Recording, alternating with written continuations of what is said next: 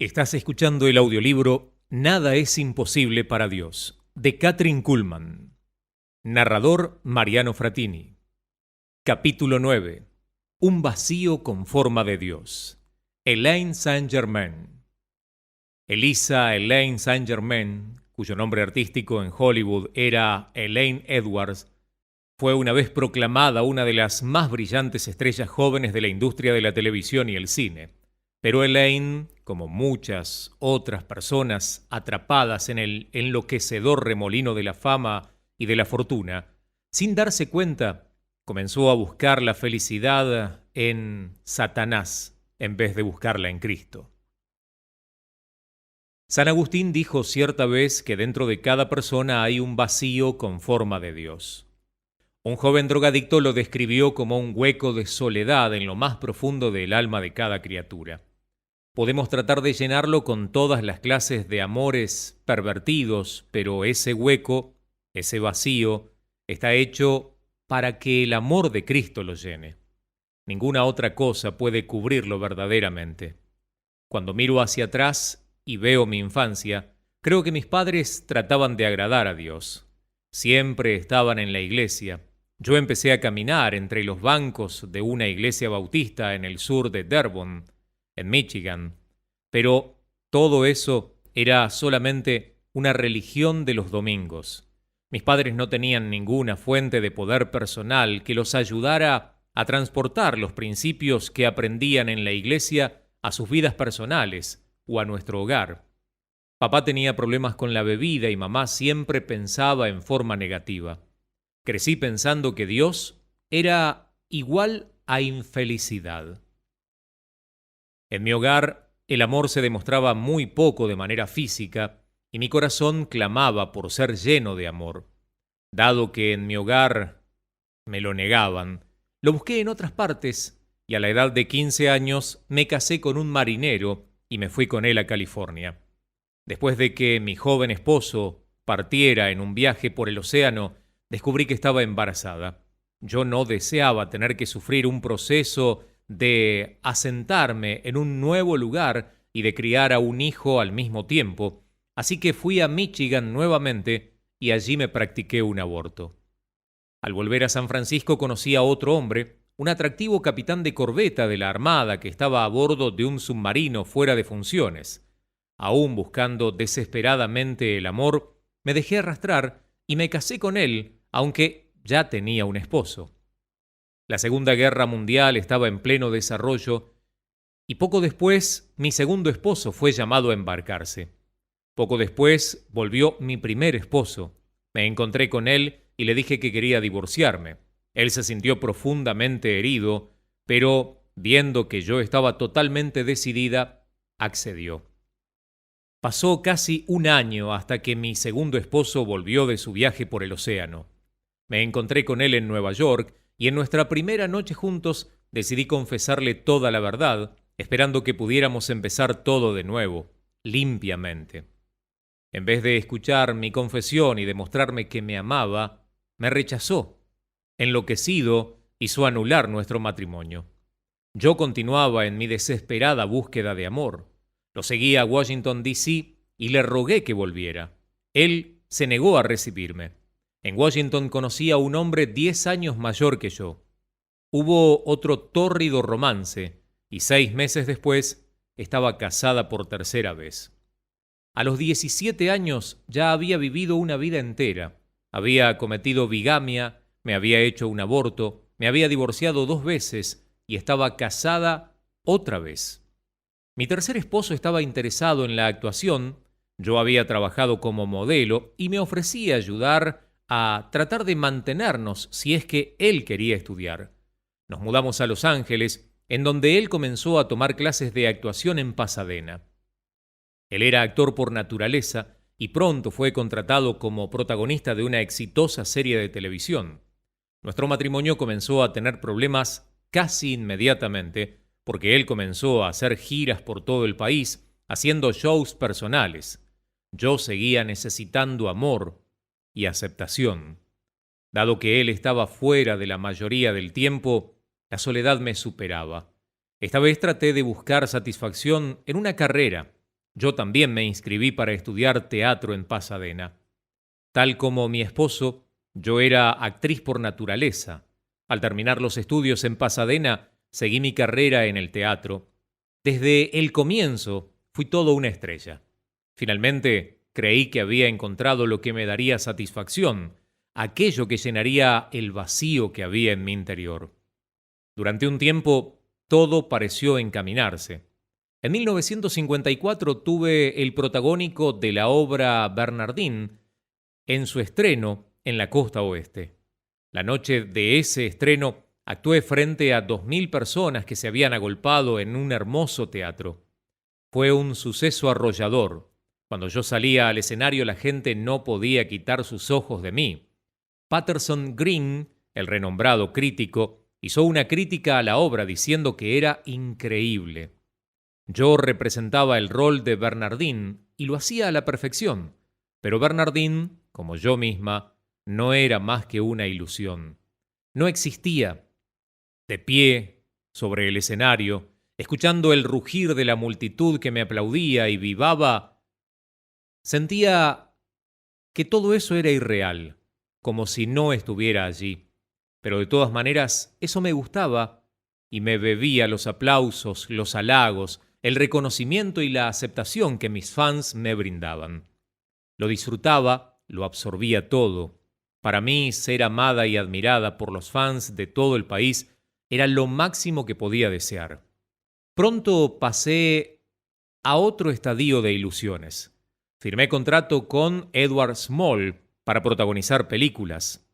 Él me dijo que me estaba preparando para ser la máxima estrella de Hollywood. Fui protagonista de algunos films de Alien Art, algunos para televisión.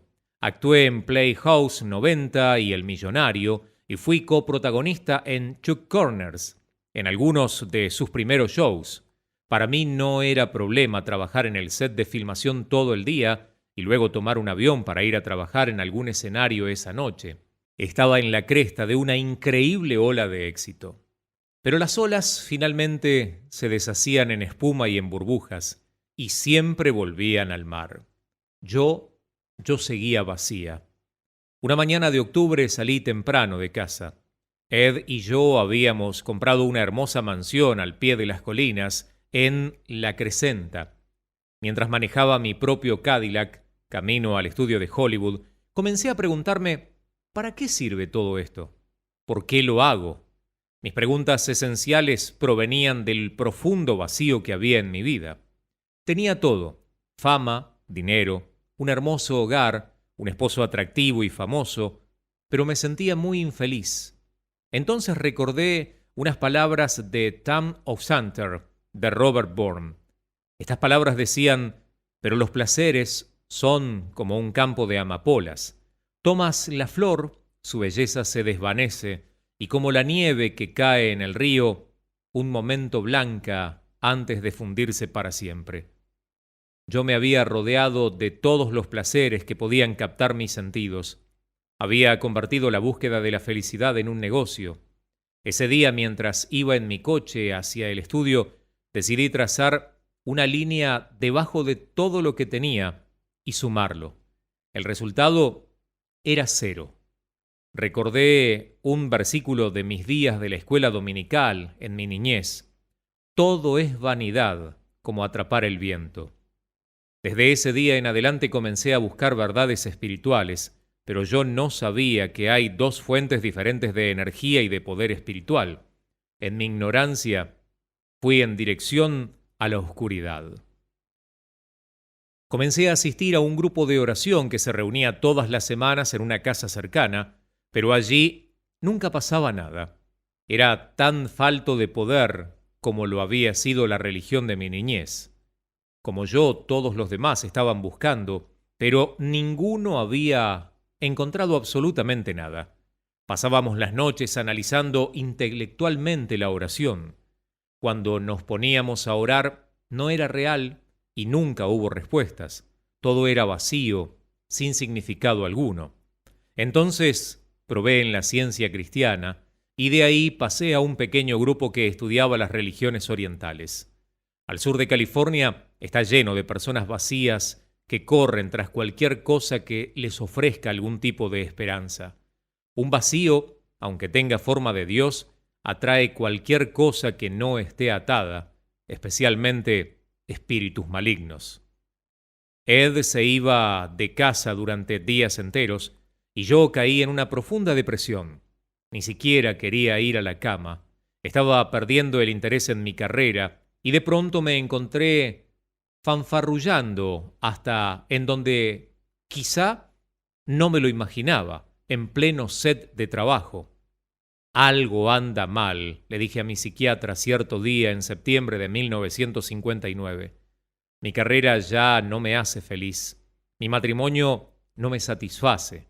Me siento culpable porque tengo todas estas cosas que deberían hacerme feliz y sin embargo estoy tan mal. Ella me escuchó con atención y luego me comentó sobre un nuevo método de psicoanálisis con drogas que el doctor Sidney Cohen había experimentado en UCLA. Se trataba de una nueva droga bastante controversial que, tomada en forma controlada, aparentemente aceleraba el proceso de análisis. 5 sesiones con la droga eran equivalentes a una terapia completa que generalmente llevaba años. Accedí inmediatamente a probar esta nueva droga, en la cual debía tomar una dosis por semana. El nombre de la droga era ácido lisérgico, LSD. Yo acababa de protagonizar junto a Agnes Monjajar y Vincent Price el film El vampiro, inspirado en un libro de Agatha Christie. Aunque en ese momento no creía en espíritus malignos, ahora comprendía que mi rol en ese film no había sido más que prepararme para los viajes de LSD que estaba por emprender. El 19 de septiembre ingresé a una institución privada como paciente ambulatoria. Mi psiquiatra, entusiasmada con el proyecto, me aseguró que la droga haría que mi mente se expandiera, profundizaría mi estado consciente y sería la respuesta a todos mis problemas. También me aseguró que vendría con frecuencia a verme para tomar notas y para hacer preguntas mientras que yo estuviera bajo la influencia de la droga. Naturalmente le creí, pero fue un error terrible y trágico. En vez de libertad encontré una esclavitud peor que todas las que había conocido hasta ese entonces. En vez de 5 sesiones con LSD, tuve 65, una por semana durante 1 año y medio. La única forma de liberarme del LSD era tomar otras drogas o beber alcohol. Empecé a tomar mescalina, que es otro alucinógeno, y pronto comencé a desmoronarme literalmente.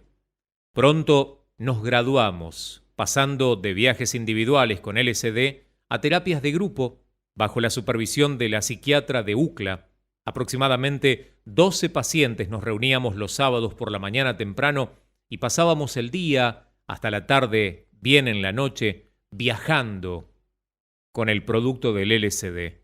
Nos psicoanalizábamos unos a otros, sacábamos a relucir nuestros odios y nos infectábamos mutuamente con nuestros problemas.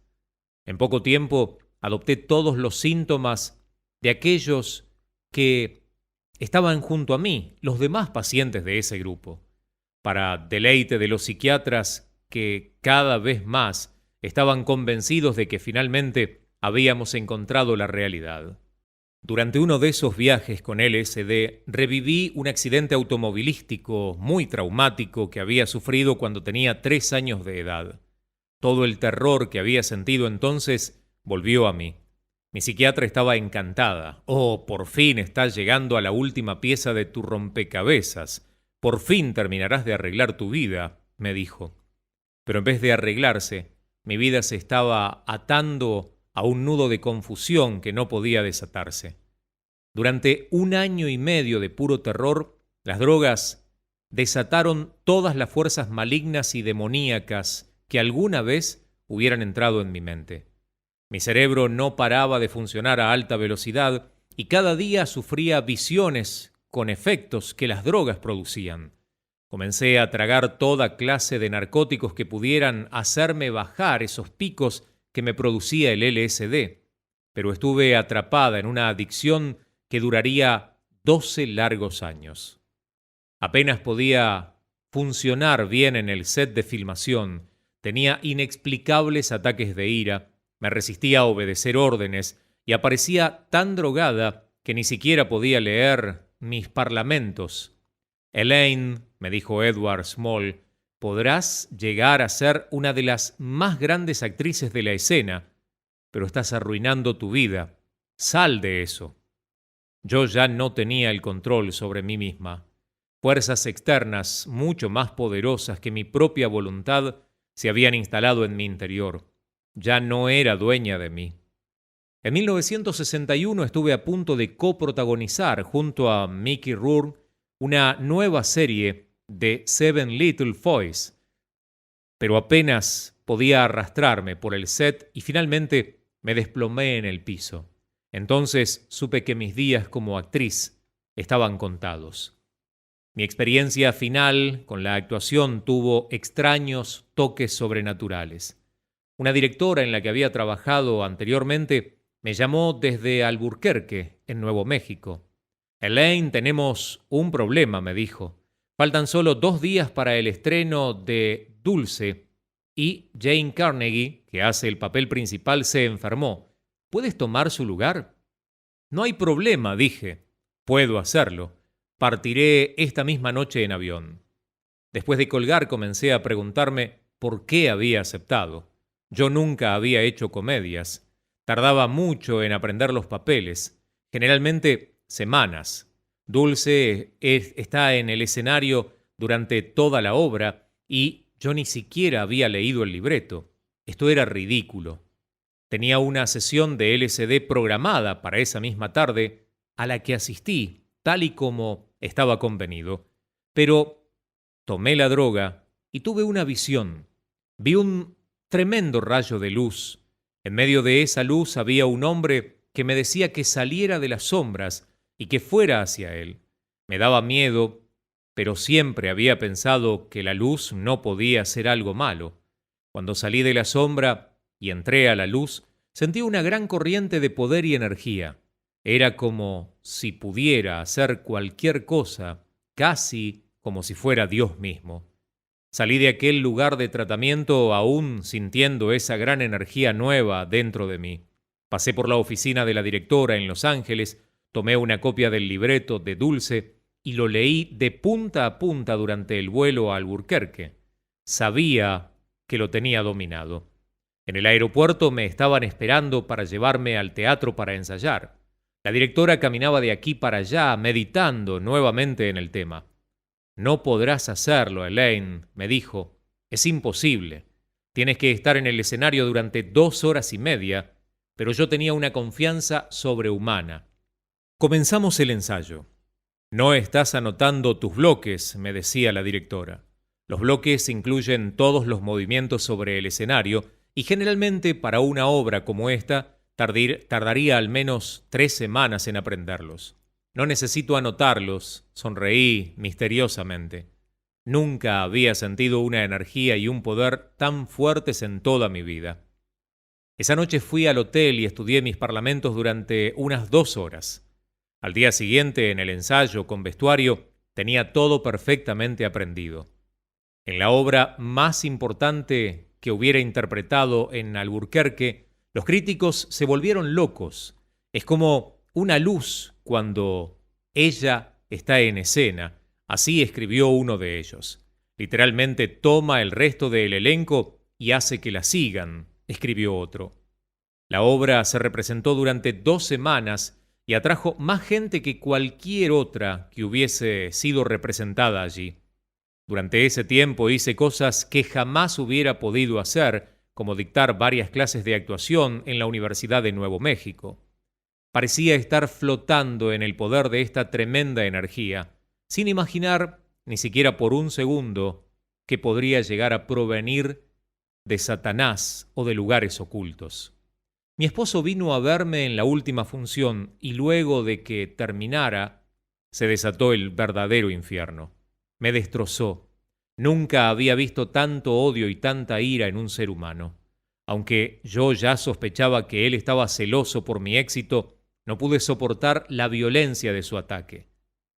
Perdí todo mi coraje y cuando volvimos a Los Ángeles, todo el poder y la energía que había sentido habían desaparecido por completo.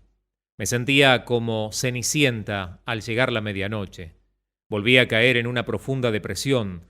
La oscuridad se instaló una vez más en mí, tan espesa que no podía romperla. Supe que nunca volvería a actuar. Volví al LSD, drogas por la mañana, drogas por la tarde, drogas por la noche, cada vez más y más abajo. El productor de mi esposo lo convenció de que fuera a Nueva York para protagonizar una novela. No solo tomó allí el rol principal, sino que también comenzó una relación sentimental con la protagonista femenina. Nuestro matrimonio, que había durado 19 años, estaba condenado a morir. Él pidió y obtuvo el divorcio y se casó con su protagonista. Yo me quedé en California, abandonada emocionalmente y con un espíritu destrozado. Comencé a visitar a un psicólogo que estaba experimentando con el ocultismo. Él creía que se podían activar ciertas energías del exterior que formarían triángulos protectores de luz todo a mi alrededor. Los llamaba vértices de energía. Vértices que entrarían en mi cuerpo y que abrirían mi mente a nuevos y más elevados niveles de conocimiento. Todo estaba relacionado con Shakti, una energía femenina del dios hindú Shiva. Comencé a asistir 2 veces por semana a sus sesiones, en un intento desesperado por encontrar la verdad para mi vida destrozada. Sin embargo, lo único que hacía era hundirme cada vez más y más en la oscuridad. Esto me llevó a clases de astrología, espiritismo, cursos de ondas alfa de energía cerebral. Yo todavía no había pensado que la energía y el poder podían venir de fuentes que no fueran buenas.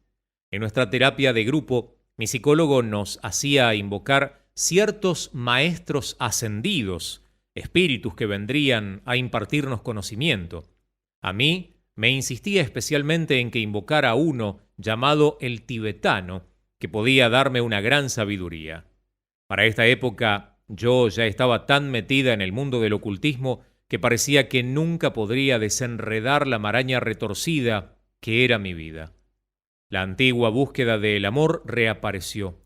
Mi relación con un actor y director divorciado con el que viví durante 2 años. Este hombre abusaba de mí y varias veces trató de matarme. Era una pesadilla. En un loco intento por escapar de él, huí en medio de la noche. 2 semanas más tarde me encontró. Si no hubieran consentido en volver a vivir con él, me hubiera matado literalmente allí. Meses después, enfermó gravemente. Entonces pude escapar y me fui a vivir a un viejo apartamento en Heber Heights, en la salida de Sunset Boulevard. Era el mismo apartamento en el que Carol Lombard vivió antes de ser asesinada. John Barrymore había vivido justo enfrente. Mis amigos ocultistas estaban entusiasmadísimos con aquel lugar y decían que podían sentir toda clase de espíritus que vivían allí. Me insistían en que me pusiera en contacto con ellos, pero yo tenía miedo y volví a refugiarme en mi mundo de drogas y soledad. Uno de mis amigos era un famoso astrólogo judío, amigo personal de un columnista de un periódico de Toronto, Canadá, que había preparado las sesiones de Obispo Pike. Este columnista había entrevistado a Kathryn Kuhlman y mi amigo judío me leyó los relatos de su ministerio. Por primera vez sentí un atisbo de esperanza. ¿Sería posible, a pesar del mundo enloquecedor de los demonios y de la oscuridad, que hubiera una verdadera luz no contaminada con los poderes del mundo subterráneo? Fascinada con la esperanza, comencé a asistir a las reuniones mensuales de Kathryn Kuhlman en el Auditorio Shrine en Los Ángeles.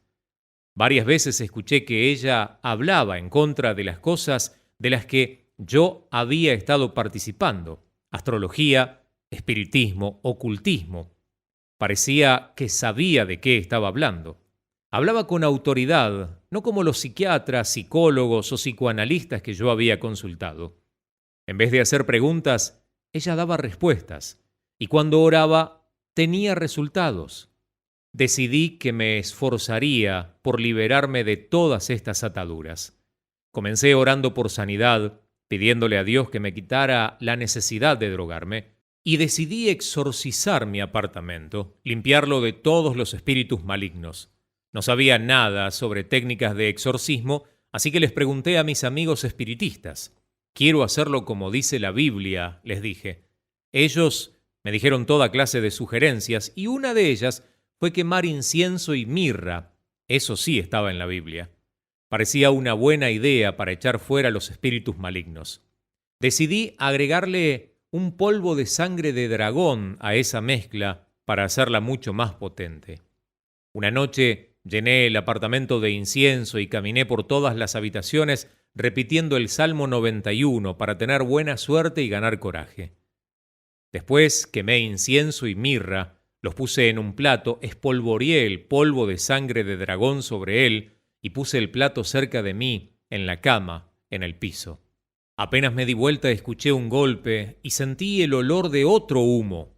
Me volví y vi que el plato estaba dando vueltas sobre el piso.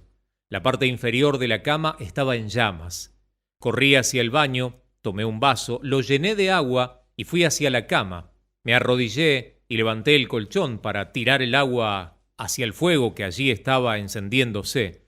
Repentinamente sentí una fuerza sobrehumana que tiraba el colchón hacia abajo, aplastando mi mano entre el elástico y el colchón.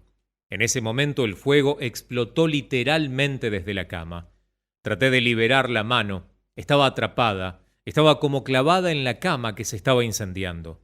Las llamas se extendieron por el cuarto, encendiendo la cortina y las paredes. «¡Dios, ayúdame!», grité. Entonces di un último tirón y pude liberar mi mano y salí tambaleándome del cuarto hacia el pasillo. Para cuando llegaron los bomberos, el apartamento estaba totalmente destruido. Después, cuando se enfriaron las cenizas, entré. El dormitorio era un montón de carbones, como el interior de un crematorio. Yo había perdido todo, excepto la vida. En febrero de 1972 volví al Auditorio Shrine. Desde que había estado tan cerca de la muerte, nunca antes había estado tan ansiosa de que llegara el momento para volver allí, para encontrar la presencia del Espíritu Santo. Esa tarde de domingo, sentada en la parte de atrás de la planta baja, comencé a orar por quienes me rodeaban. Repentinamente tomé conciencia de la oscuridad que tantas personas tenían en sus vidas, esa oscuridad en la que andaban. ¿Cuántos otros, miles, millones, estarían tropezando en el camino, tal y como yo lo estoy haciendo, tratando de librarse de las garras del maligno? Mientras oraba, sentí una presencia a mi alrededor y sobre mí. Supe inmediatamente quién era. Nunca lo había conocido, pero no necesitábamos que nos presentaran. Yo lo había estado buscando durante toda mi vida, y de repente estaba allí. Jesús estaba allí. Sentí una gran calidez en todo el cuerpo y comencé a llorar. Algunas veces me acompañaba alguien cuando iba a esos cultos, pero esta vez estaba sola. Me alegré de no tener que explicarle a nadie lo que me estaba pasando. Jesús estaba allí, envolviéndome en su amor, y en ese momento supe que era amada, con un amor mucho más grande que el que cualquier hombre jamás me hubiera podido dar. Estaba en los brazos del mismísimo Padre. Era como si todos estos años hubiera habido un hueco vacante en mi corazón, con un cartel que decía «Reservado para Jesucristo». Ahora Él había llegado y todas mis necesidades de amor estaban satisfechas. Supe que nunca más volvería a necesitar las drogas. Fue así, simple, definitivo y absoluto. Estaba sana. Después de que terminó el culto, me abrí paso entre la multitud. Esperaba ansiosa el momento de estar sola. Antes, siempre había necesitado gente a mi alrededor, multitudes de personas que me admiraban. Ahora ya no quería ni necesitaba a nadie más. Era suficiente estar con él.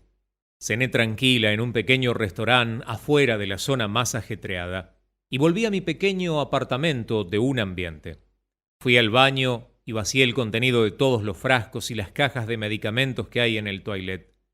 Nunca volvería a ser esclava de las drogas. Saqué mi cama de diván y la abrí. Fue tan natural arrodillarme para orar, para agradecerle a Dios por lo que había hecho. Esa noche, por primera vez en años, dormí plácidamente, sin drogas, sin pesadillas, sin insomnio. Comprendí entonces el significado del versículo: en paz me acostaré y asimismo dormiré, porque solo tú, oh Jehová, me haces vivir confiado. Salmo 4, verso 8. Mis problemas no se acabaron por completo con la experiencia de esa noche. Ha habido momentos de desaliento y de soledad. La mayoría de mis antiguos amigos se alejaron de mí y tengo que crear nuevas amistades con creyentes. Todavía hay momentos de tristeza y de tentación, pero ahora sé que no estoy sola. Jesús me ama y estoy aprendiendo a dejar que Él luche en mi lugar. Algunas veces por la noche, después de apagar la luz, siento fuerzas malignas a mi alrededor. Ya no repito ritos de exorcismo, ni siquiera les hablo a los espíritus. Simplemente oro: Jesús, necesito tu ayuda. ¿Han vuelto? ¿Puedes venir y echarlos fuera? Y Él siempre contesta mi oración.